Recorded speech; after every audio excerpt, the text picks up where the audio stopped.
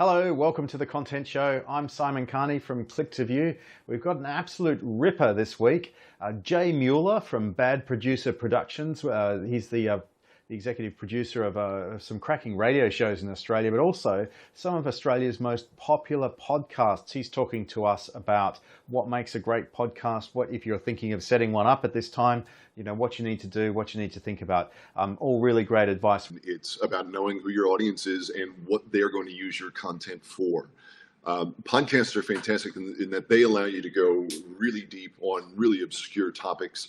They allow you to connect very easily with an audience that shares your passion and your interests. We're also talking to Simon Kemp, who's the statistics, the data wizard, who he puts out an annual report about what's going on the internet, plus monthly reports. His monthly report is just out yesterday on April, and it's full of amazing insights into what we're all doing online as we're all in lockdown. Some fascinating stuff to come with that. People are a lot more comfortable with video than perhaps they would have been this time 3 months ago. Plus our regular chat with David Austin, our editorial content director. When I heard it, it reminded me of kind of like bad health spa background music, you know, when you're getting a massage or something and there's like a little water feature in the corner. And finally, Artur Akhmetzyanov and I go through the week's new releases in branded content. How to not to die from boredom. Great show coming up. Stay with us. Welcome, David. What is it? It's week 3 of isolation, and we've just found out we've got another 6, well, not including this week, another 5 to go. Yeah. How are you feeling? Still happy to be at home? So far, yeah, it's not too bad. Although now we have to plan school holidays at home with nothing to do. So that'll be a content angle coming up, is, you know, the home holiday content. Well, that's interesting. That's what we're talking about today. Is making content at home. Global Web Index has found, you know, whilst advertising is plummeting, content consumption at home, because everyone's locked down, is through the roof, and then, you know, something like 80% of people are watching more content because of the lockdown as a result of that. One interesting fact out of India: TikTok and YouTube are asking their creators to make stuff at home. YouTube said that the daily upload of videos with "at home" in the title has gone up 590%. I guess the question is, we've got the technology to make stuff at home, but what do we do? Yeah. Well, yeah, that's the thing. Obviously, now the thing that's different now is that everyone does have the technology. You can use your smartphone and pretty much create anything. And then for a lot of these platforms like TikTok, you know, these are basically one-take videos. You don't even have to do any editing. If you have an idea, you can just riff on it, and, you know, 30 seconds, 90 seconds, that can be your successful video. A lot of it comes down to your, you know, the same age-old problem, like writer's block. You have to come up with an idea first, and you have to be able to be a storyteller. And, you know, some people are better than that than others. You know, I've noticed a lot of people who are already creators, but now they can't leave their house. You know, they've segued really easily into this role.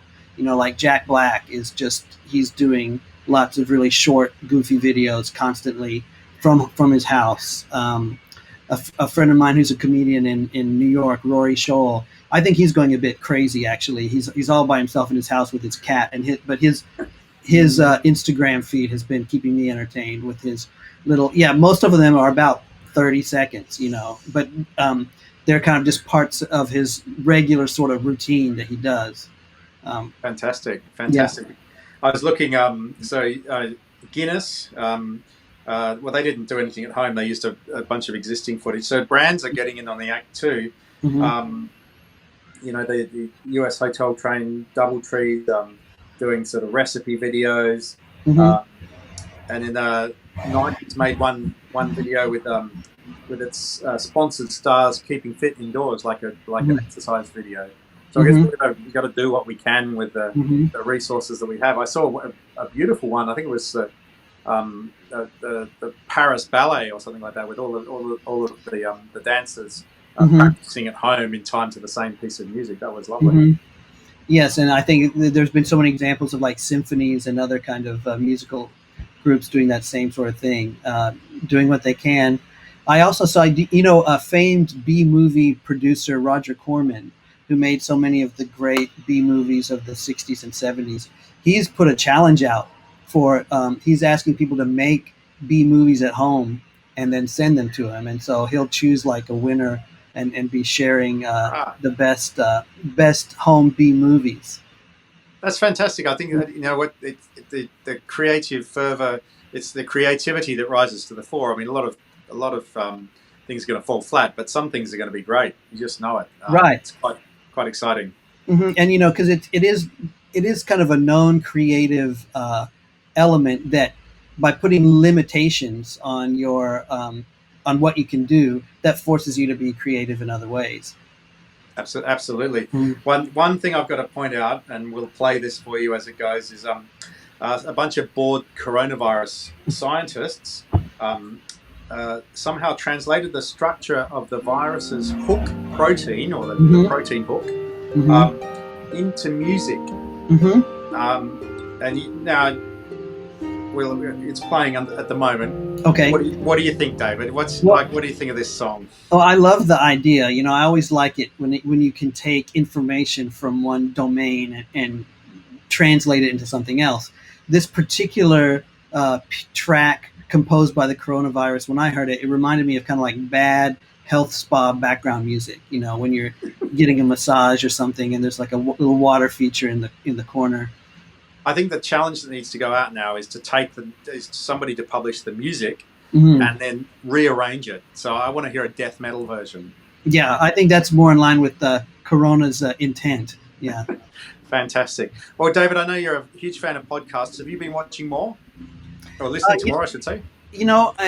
Oddly enough, because I usually consumed it on the MRT when I was commuting to work, was my main time that I listened to podcasts. So I've had to kind of shift. I've actually been listening to less podcasts because I don't have that commute 2 times a day.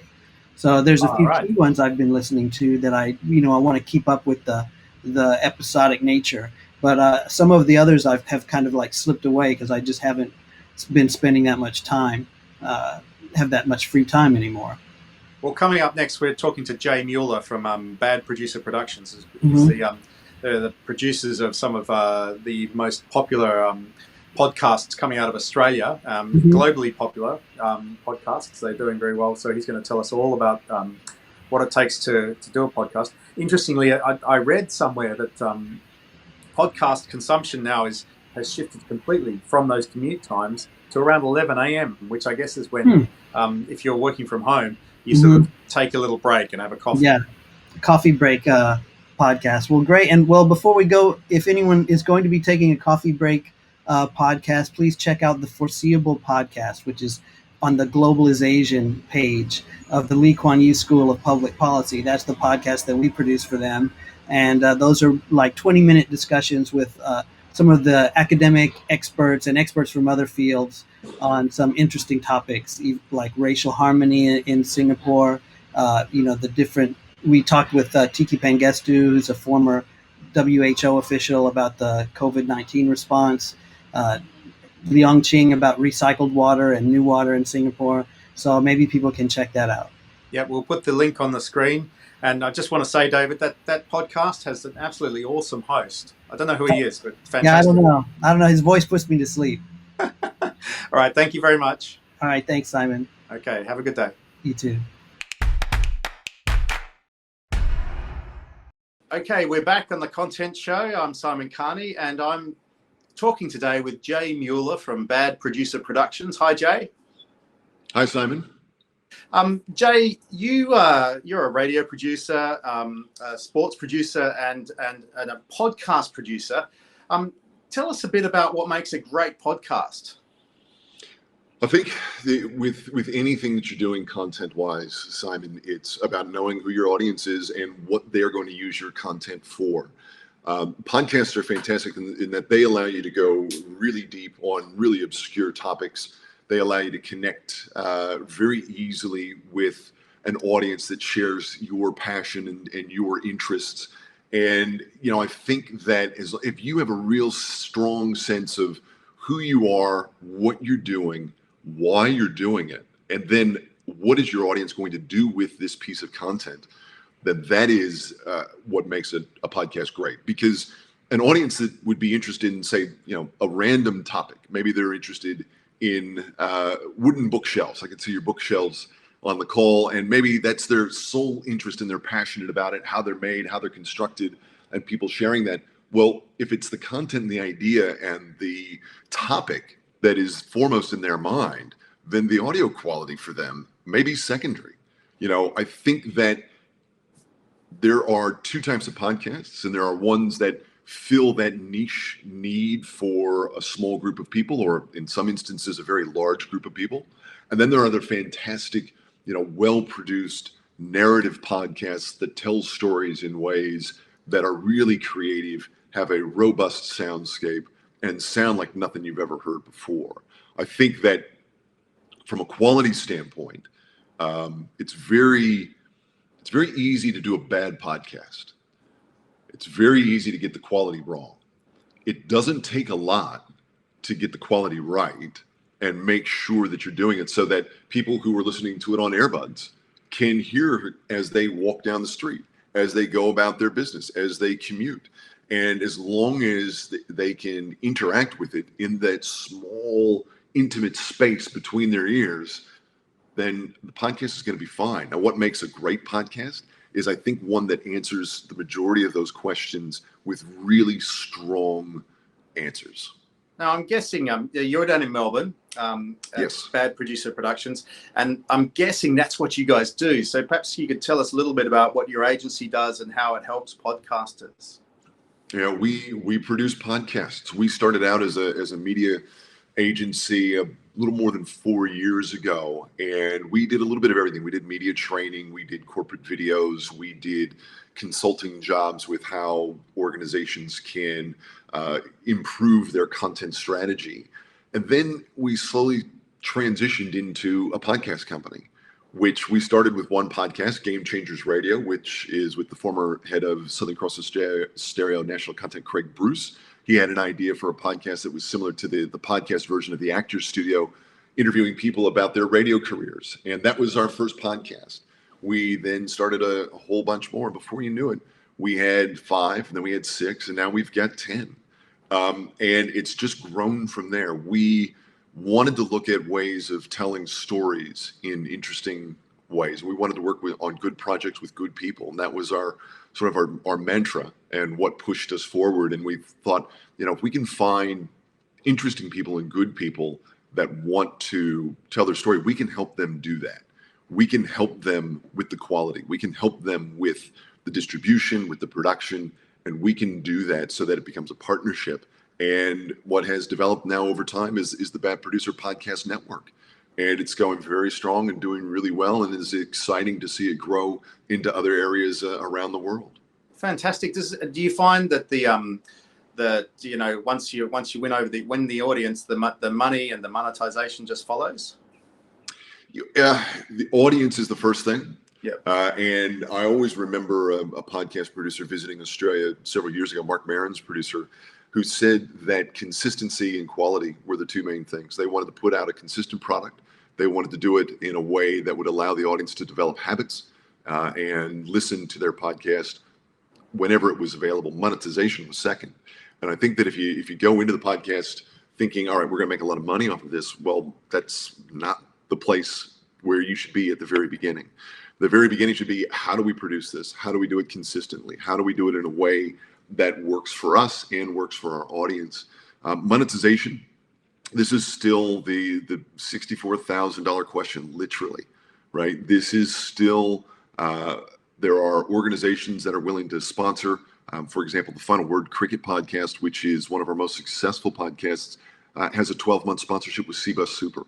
And that is built largely on the relationship between the hosts of that particular show and that organization. And it's worked out really well for everybody. Then you have the other podcast, Game Changers Radio, which has done some sponsorships with really targeted companies that are in the radio industry. it is something that the podcast, for a sponsor to come on board, it's got to fit in with their marketing strategy as well. Podcasts have to be part of the bigger picture. Podcasts for podcast's sake, I think, are the podcasts that you share with a couple of friends and a few people listen to it and they enjoy it and they say, oh, that's kind of fun and it's neat. Whereas a podcast that's part of a larger strategy for a client, for the hosts, for the production company that's doing it, those are the podcasts that do really well. They are a podcast that are not only a podcast, but are part of an overall strategy. Fantastic. How did you get into this? I've loved podcasts for years and years and years. I was working for Triple M Radio in Melbourne, producing The Hot Breakfast, which is a breakfast show. And, there were a few other things that I wanted to do that weren't necessarily Triple M. I wanted to do some NFL things. I wanted to do some American sports things. And I wanted to do a couple of other things. And so we started Bad Producer Productions with my partner, Artur Edwards. And, we named it Bad Producer because I was working with Mick Malloy, an Australian comedian, who, when something would go wrong, no matter what it was, he would just say, hey, that's bad producing. That's bad. You're a bad producer. And I would say, well, I'm going to actually own that and turn it, bad as in good.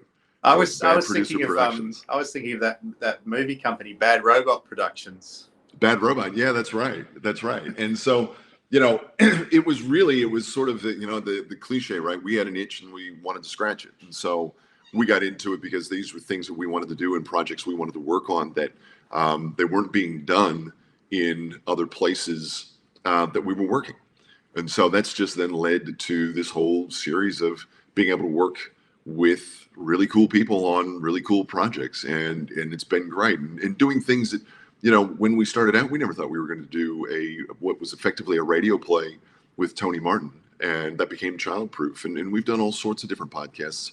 And now we're, really looking to experiment with the form, how it's done, how these things are produced, and the stories that we can tell through them. Wonderful, wonderful. So I got a sort of dual question next. This isn't your only job, because you're the executive producer of a very popular radio show in Australia as well. And, yes. And then what's the difference between great radio and a great podcast? Look, I think there's a lot of overlap. I mean, great radio, again, the best shows are the ones that know their audience. They are the ones that know what they stand for, and they are the ones that know who they are and why they are going live every day. So I'm back working with Mick Malloy again. I had a couple of years away from Triple M, and then I came back late last year and working with Mick Malloy and Jane Kennedy on Kennedy Malloy. And yeah, it's like anything, Simon. It's time management, and it's being really clear about when you're doing certain things for certain people. And we're pretty fortunate in that we've got a great team at Triple M, we've got a great team at Bad Producer, and the two really work well together. But great radio is, again, something that provides a service and provides entertainment or provides information to an audience in a way that they can use it in their lives. And I think that great podcasts do a very similar thing. The thing with podcasts that is different to radio is that podcasts, it's audio on demand. Listen to it whenever you want. We can put out an episode of Team Effort or Game Changers or The Final Word, and we can put those out, and then somebody can explore that, listen to it, discover it at any time. Whereas when we go on air today at 4:00 across Australia, that show starts then. Now, there will be a catch-up. There'll be a podcast after it, and people can engage with it that way. But if you want the live show experience, you're listening to it on the Triple M app or on Triple M Radio or wherever you're going to get it. It's an interesting time because as everybody is in self-isolation or lockdown or quarantine around the world, people's habits are changing completely. And so the majority of our listeners for the history of the show were people in their cars on their way home from work. And a lot of those people are no longer in their cars, no longer on their way home from work. So we're trying to get them to change their habits to where, hey, if you're at home, you can still listen to the show. You can still get involved with us. And it's a really important question that I think radio is going to have to answer very, very quickly in the short term.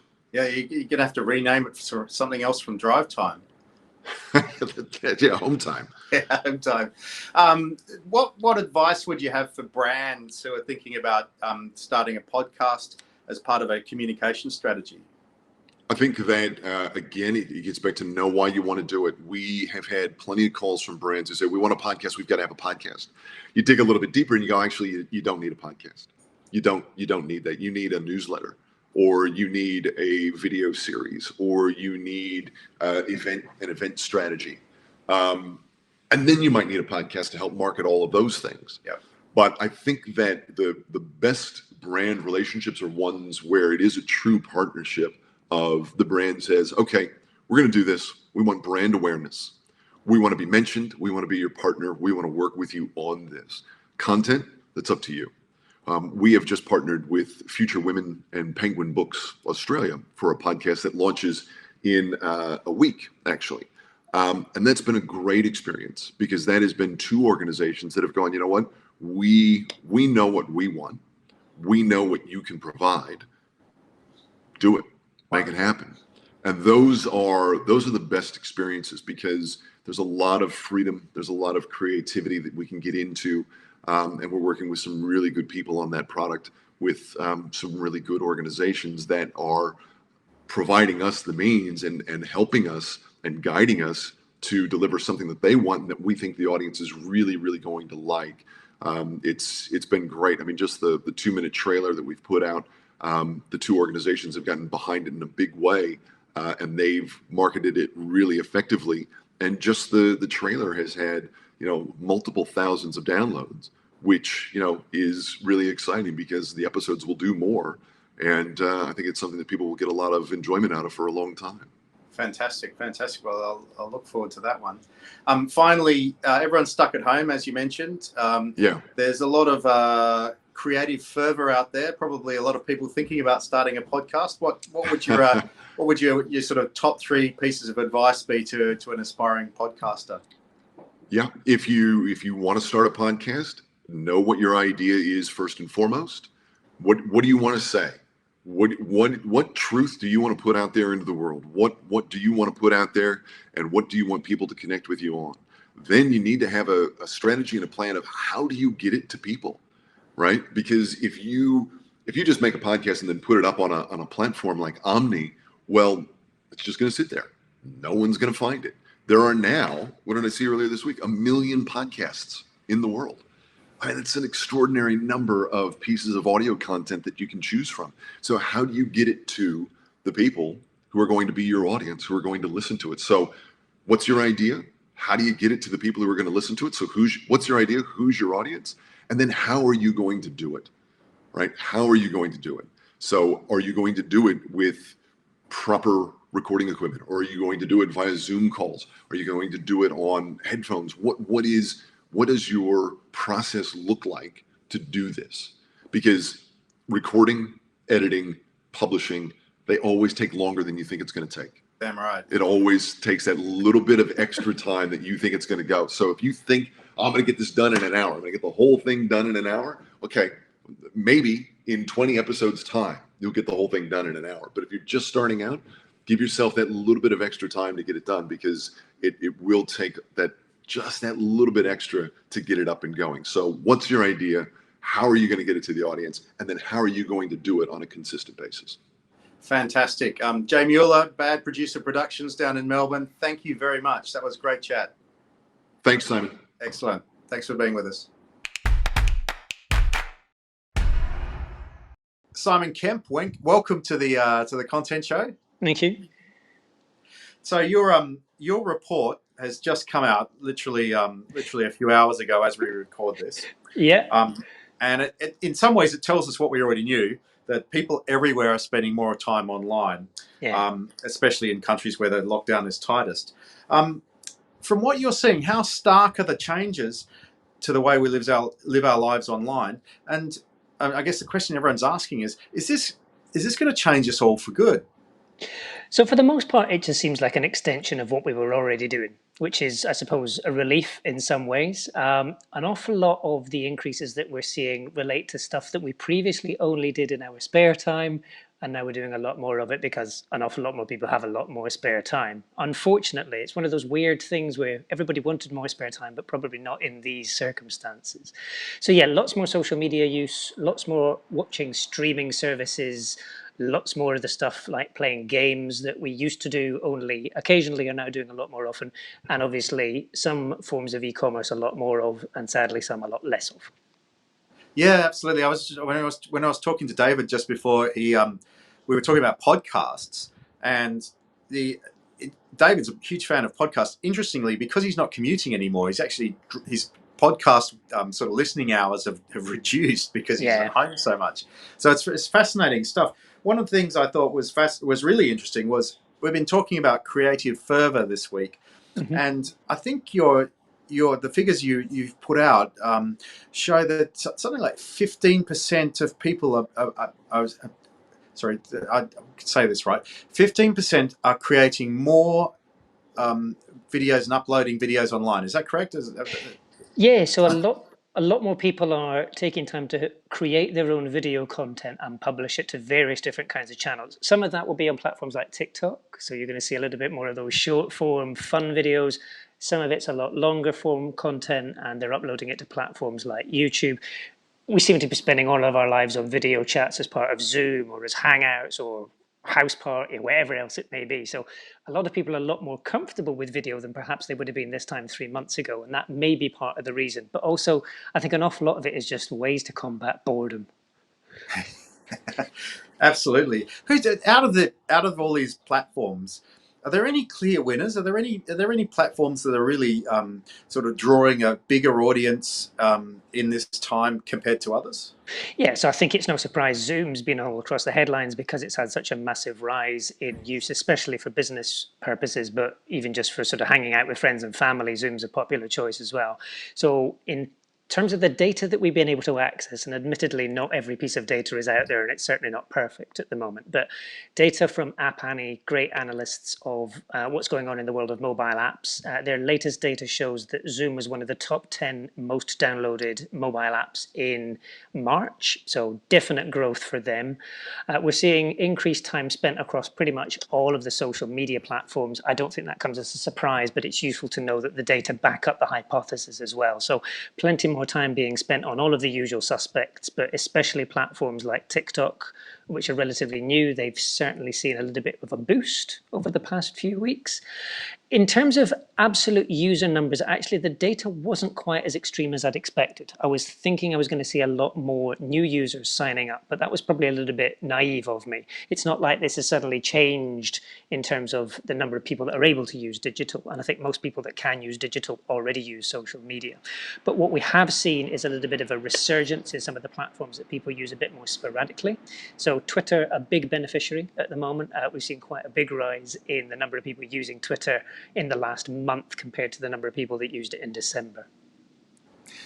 One of the interesting data points was that across all social platforms, the bigger sort of growth or usage is from women. Does that mean that women were just much more disciplined about their social media use before, or I mean, what? I don't know. I don't actually know what the ratio was before, but why do you think that is? So we tend to see women as more frequent users of social media anyway. So when we talk about the growth of women using social media, this is mostly in terms of time spent. It's not like you've suddenly got a large number of new women starting to use social media. So they've been spending a lot more time on social media over the past since the lockdowns began, if you like. So certainly since the start of February, and especially since the start of March, we've seen a significant increase. I suppose this is going to be dangerous because it's making general sweeping statements based on gender, which is always a dangerous thing for a white male guy to do. But we should tread carefully here. We should definitely tread carefully. My suspicion is that women tend to be more sociable than men, and therefore they are turning to social media as their primary means of interacting when they're housebound. Obviously, an awful lot of people stuck in their homes at the moment, so social media is the only real way that they get to socialize.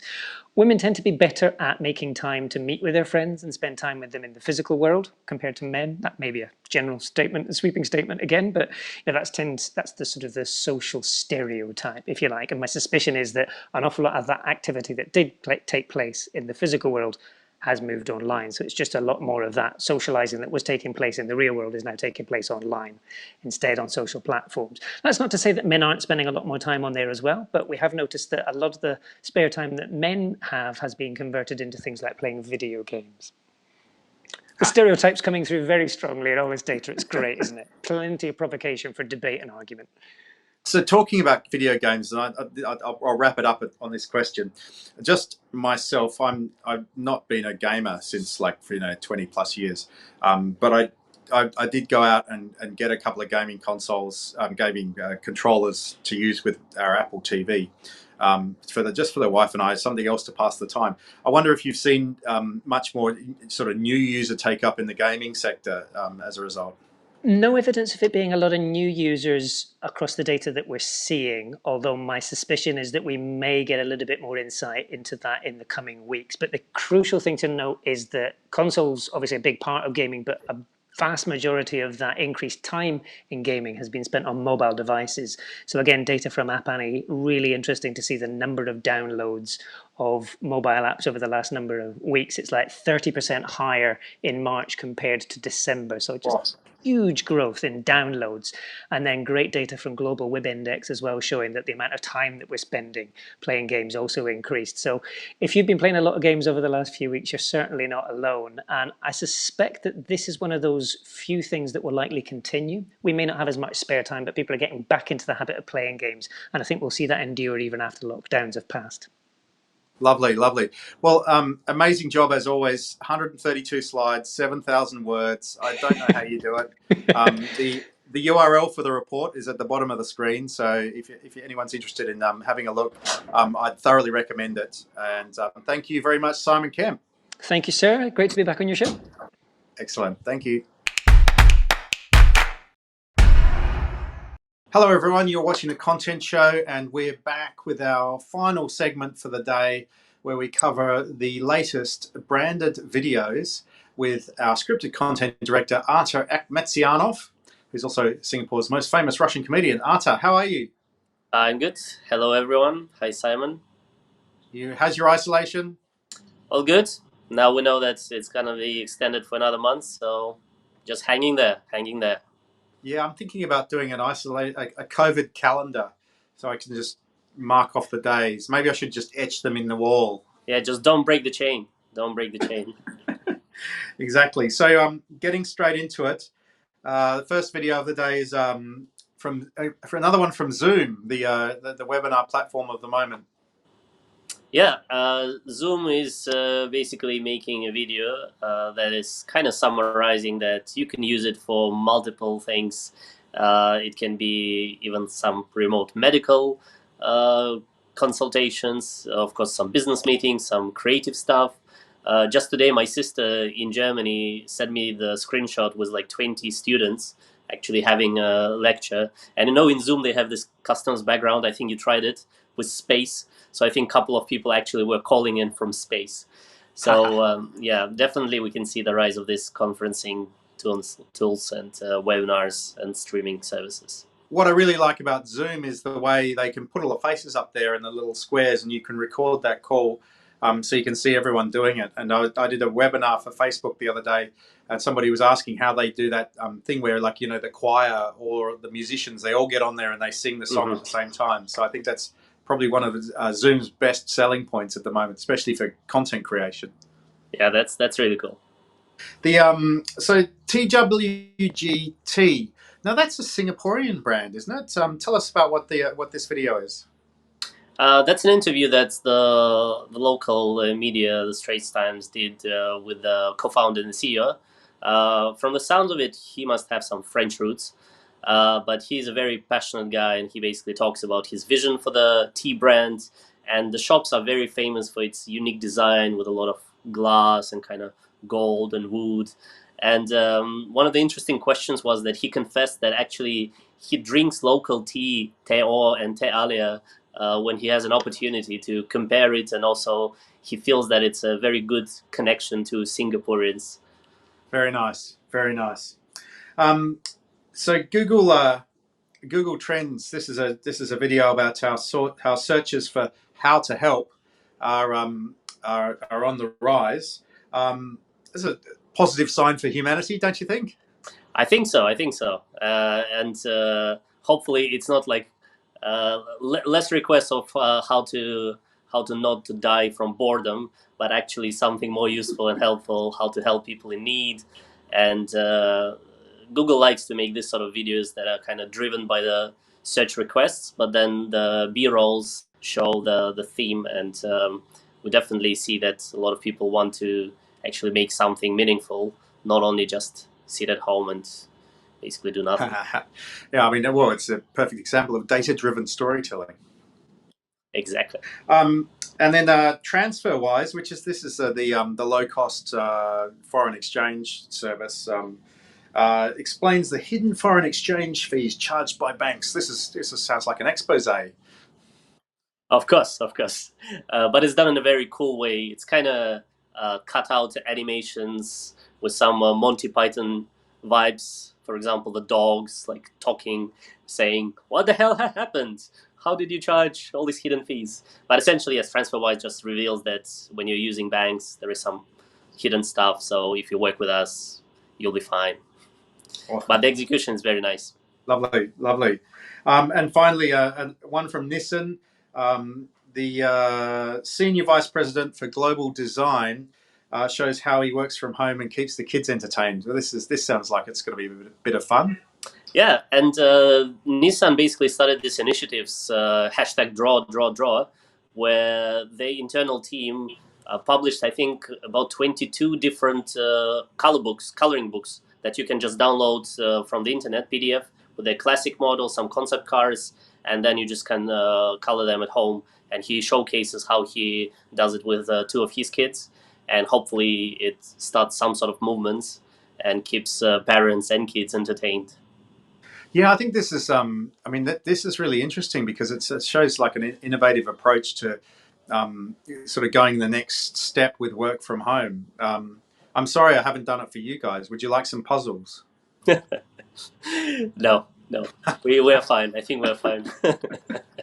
A Sony PlayStation, maybe. Yep, the physical one. Yeah. All right. Look, Artur, thank you very much.